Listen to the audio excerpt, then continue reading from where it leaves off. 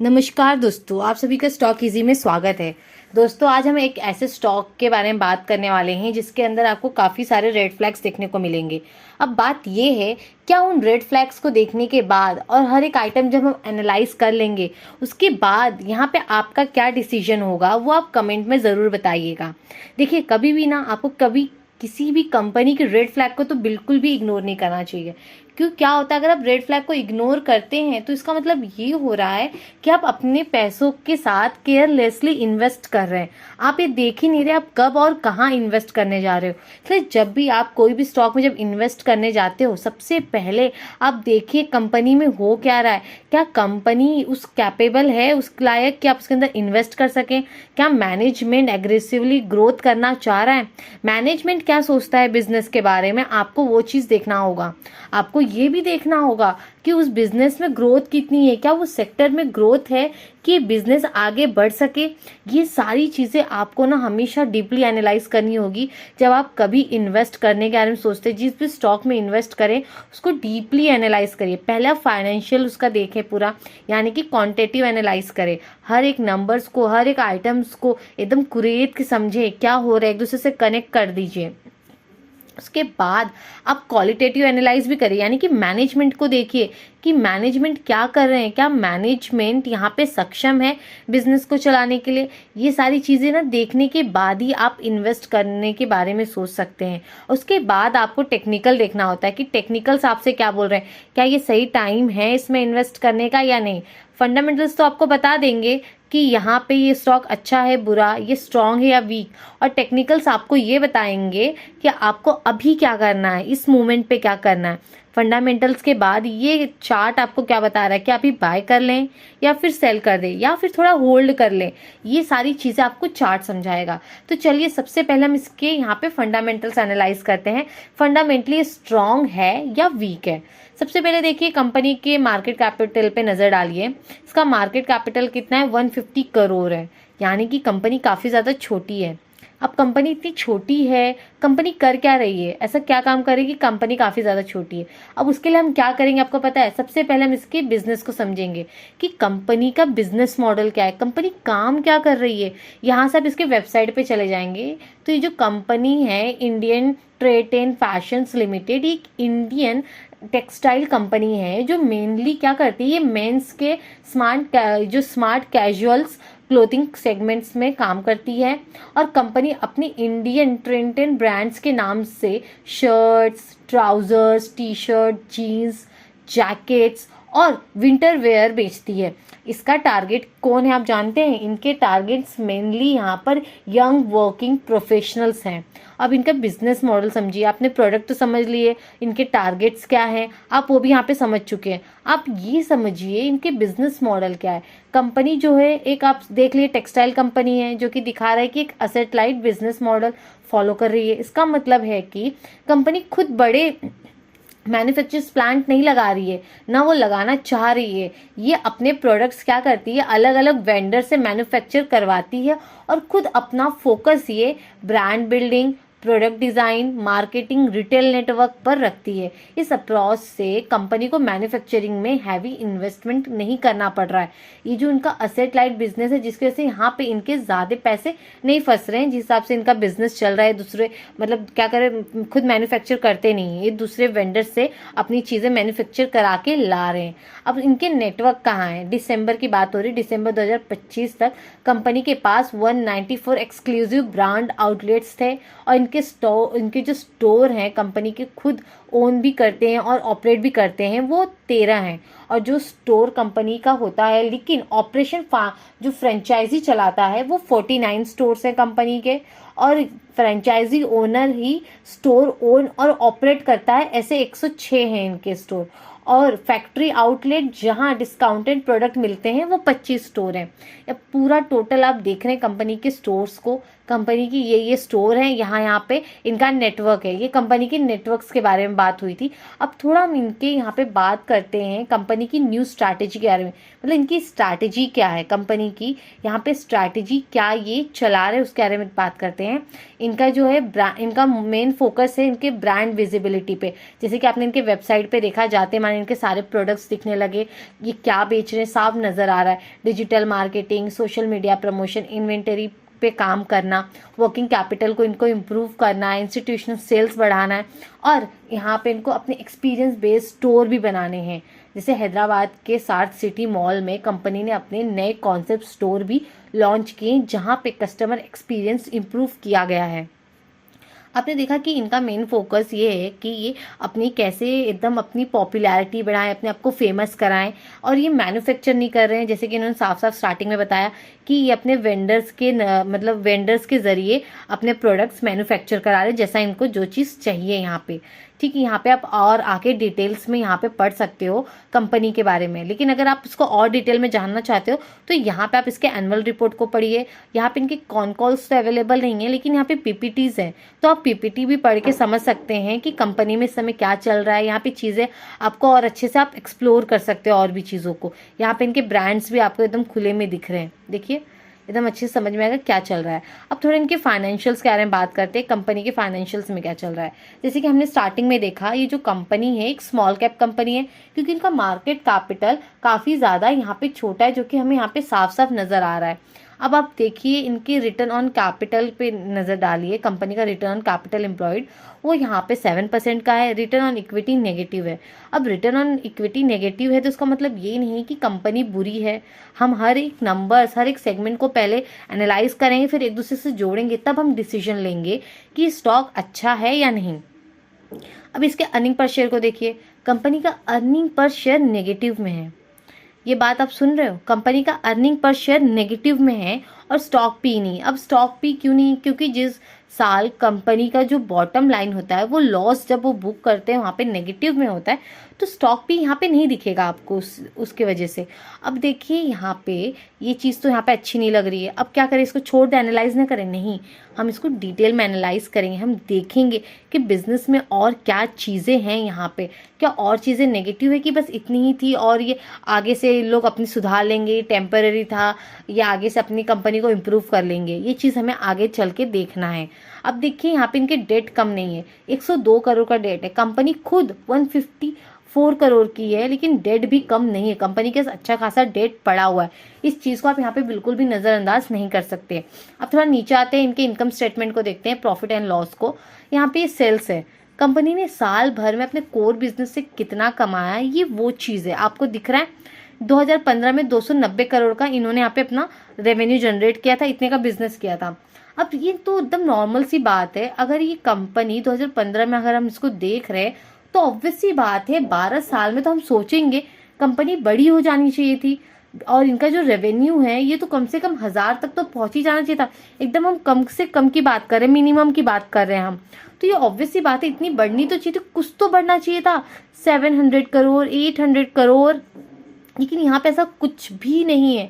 आप देख रहे हैं यहाँ पे ऐसा कुछ भी नहीं देखने को मिल रहा है। देख रहे हो क्या हाल है, इनकी सेल्स में ग्रोथ नहीं हुई है, इनकी ग्रोथ एकदम स्टैग्नेंट है। स्टैग्नेंट मतलब रुक गया है एक जगह पे। जैसे समय रुक जाती है, जब आप घड़ी में से सेल निकाल देंगे तो क्या होगा, समय रुक जाएगा, वो जहाँ खड़ा है वहीं खड़ा है। भले साल भर साल बदलता जाए, दिन बदलता जाए, लेकिन वो समय आगे नहीं बढ़ेगा जब तक आप उसके अंदर सेल नहीं डालोगे। तो सेम चीज़ यहाँ पे आपको देखने को मिल रही है कि यहाँ पे इनकी रेवेन्यू पूरी तरह से रुक गई है, स्टैग्नेंट हो चुका है, पूरी तरह से खड़ा है एक ही जगह पे। अब अगर आप ध्यान देंगे तो इनका इबिटा मार्जिन भी यहाँ पे गिरा हुआ है। अगर आप देखेंगे इस साल भले ये 9% बढ़ा हुआ है, लेकिन अगर आप ध्यान दें यहाँ पे इसका कुछ समय तक इनका जो ऑपरेटिंग था प्रॉफिट यहाँ पे ठीक से यहाँ कभी नेगेटिव आ रहा है, कभी इनका ऑपरेटिंग प्रॉफिट यहाँ पे गिरा हुआ आ रहा है, और कभी कभी तो इबिटा मार्जिन नेगेटिव है। ये चीज़ें आपको साफ साफ यहाँ पे देखने को मिल रही है। इस चीज़ के बारे में आप ये जो है ना ऊपर की लाइन, अपर लाइन, इसका एकदम ध्यान से देख लीजिए। हम इसके बारे में नीचे चल के बात करने वाले हैं। अब आपने ये चीज़ यहाँ पे देख ली। अब इनका जो नीचे बॉटम लाइन है वो नेगेटिव है, और वो नेगेटिव क्यों आ रहा है? इस साल तो 32 करोड़ का इन्होंने अपना बिजनेस किया, मतलब यानी कि ऑपरेटिंग प्रॉफिट, लेकिन यहाँ पे जो इनका लोन है, इनका जो डेप्रिसिएशन है वो इतना है कि प्रॉफिट उतनी चीज़ें कवर नहीं कर पा रहा है, जिसके वजह से इनका बॉटम लाइन नेगेटिव आ रहा है। क्योंकि नीचे आके तो इनको टैक्स भी पे करना है कंपनी को, इन्होंने टैक्स भी पे किया हुआ है, जिसके वजह से इनकी जो कंपनी है, इनका जो बिजनेस है, काफ़ी सालों से अगर आप देखें तो यहाँ पे 7 ईयर्स से कंटिन्यू लॉस बुक कर रहे हैं। थोड़ा हम नीचे आएंगे, नीचे आके ज़रा इनके बैलेंस शीट पे नज़र डालते हैं, कंपनी के बैलेंस शीट में क्या हो रहा है। अगर आप देखेंगे तो इनकी जो बोरोइंग थी वो तो धीरे धीरे यहाँ पे बढ़ी है, जो कि आपको साफ साफ देखने को मिल रहा है, क्योंकि कंपनी की बोरोइंग्स बढ़ी हुई है। यहाँ 2 साल से उन्होंने अपनी बोरोइंग्स घटाई, 2025 और 2026 में इनकी बोरोइंग्स कम हुई है। ऐसा कैसे कम हो गया? आप नज़र तो मारिए नीचे, ये देखिए फिक्स असेट में क्या हो रहा है। ये अपने फिक्स असेट को सेल कर रहे हैं। ये देखो फिक्स असेट क्या हो रहा है, यहाँ पे सेल हो रहा है। अभी क्या फिक्स असेट सेल करके यहाँ पे अपने लोन्स को पे कर रहे हैं। ये चीज़ पे आपको नज़र देनी चाहिए, आप फोकस बढ़ाइए यहाँ पे हो क्या रहा है। कंपनी में फिक्स असेट को सेल कर रही है। अब बताइए रेवेन्यू जनरेट किससे हो रहा है? रेवेन्यू जनरेट तो उसी से होगा ना, फिक्स असेट से होगा। प्लांट, मशीनरीज, उनके व्हीकल्स, यही सारी चीज़ें तो यूज़ करके ये अपने रेवेन्यू को बढ़ा सकते हैं। लेकिन जब यही सारी चीज़ें नहीं होंगी तो इनके रेवेन्यू कैसे बढ़ेंगे? आप खुद आप इस चीज़ को एनालाइज करने की कोशिश करिए। आप खुद यहाँ पे थोड़े कुरीदें कि क्या हो रहा है यहाँ पर। अगर इनके पास फिक्स असेट नहीं होगा तो इनका रेवेन्यू कैसे बढ़ेगा? इनके रेवेन्यू में कैसे आपको ग्रोथ देखने को मिलेगी? यहाँ पे अगर आप कुछ चीज़ करना चाहते हैं लाइफ में, या फिर कुछ भी चीज़ हो इस दुनिया में, कुछ भी चीज़ हो, अगर आपको उसको बढ़ाना है तो पहले आपको उसको कुछ देना होगा। पेड़ पौधे ही होते हैं, जब हम बीज डालते हैं उसके लिए हमें क्या करना होता है? हमें खाद डालना होता है, हमें पानी डेली डालना होता है। अगर उस पर कीड़े लग जाते हैं तो कीटनाशक दवा डालनी होती है, हमें उसे प्रोटेक्ट करना होता है, हमें उसे अपना समय देना होता है, तब जाके कल वो बड़ी होती है, तब जाके उस पौधे की ग्रोथ होती है। तो सेम चीज़ यहाँ पे भी है। अगर आप ग्रोथ चाहते हैं अपने बिजनेस में, आप चाहते हैं कि आपका ये जो ऊपर वाला लाइन है ये बढ़े, इसमें ग्रोथ देखने को मिले, तो उसके लिए आपको क्या करना होगा? आपको आज के दिन कैपेक्स करना होगा, आपको आज के दिन अपने बिजनेस में खर्च करने होंगे, जिससे कि कल को आपका बिजनेस बढ़े। अगर ये चीज़ नहीं होगी तो आपका बिजनेस कैसे बढ़ेगा? आप कितना ही प्राइस बढ़ा के सेल्स को बढ़ा सकते हो, ये भी बात है ना, इस चीज़ को भी आप नज़रअंदाज नहीं कर सकते। अब देखिए यहाँ पे कंपनी के ट्रेड रिसीवेबल को देखिए, ये कंपनी का ट्रेड रिसीवेबल, कंपनी ने इस साल कितने करोड़ का किया है? 378 करोड़ का इन्होंने क्या किया हुआ है?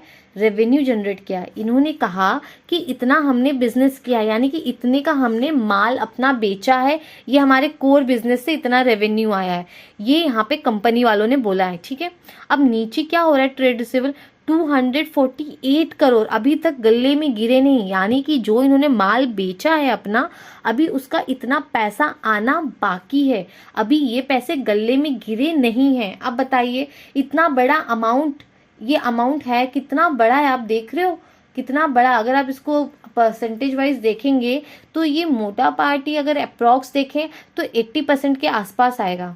मतलब अगर आप 100 रुपये का माल बेच रहे हो तो 80 रुपये आपको मिले ना, ये तो बहुत बड़ी बात होती है। ये तो सही नहीं है ना, ये तो बिजनेस करने का कोई सही तरीका नहीं है, कोई सही तरीका नहीं है बिजनेस करने का कि आप अपना माल बेच दो और पैसा जल्दी रिकवर नहीं कर पा रहे हो। जल्दी रिकवर नहीं कर पाना ये भी एक बहुत बड़ा रेड फ्लैग है कि अभी तक ये पैसा आपके गले में गिरा नहीं है।